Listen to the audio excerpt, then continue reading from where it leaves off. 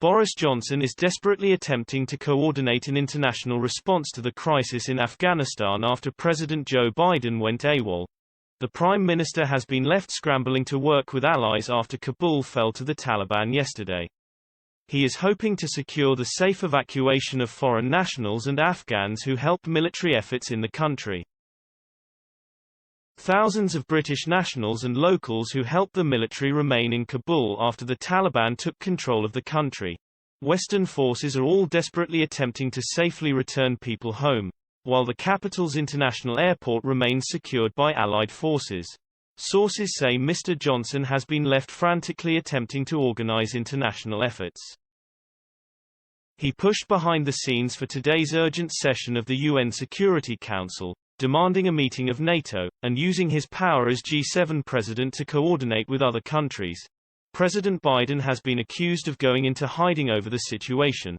Apart from a statement put out by the White House on behalf of the president yesterday, Mr. Biden has remained silent on the Taliban's recapture of Afghanistan.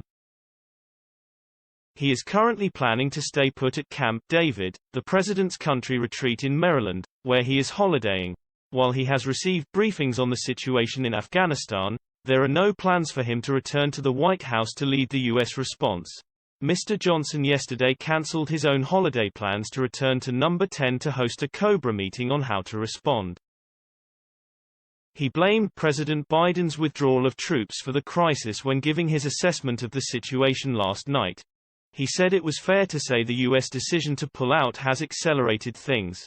I think it is very important that the West should work collectively to get over to that new government, be it by the Taliban or anybody else, that nobody wants Afghanistan once again to be a breeding ground for terror, and we don't think it is in the interests of the people of Afghanistan that it should lapse back into that pre-2001 status, Mr. Johnson continued.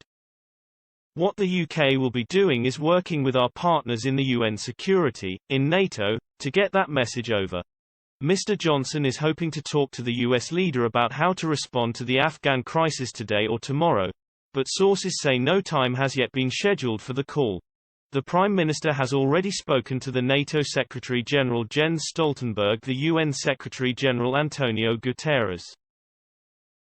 He is hoping to speak with more international allies today.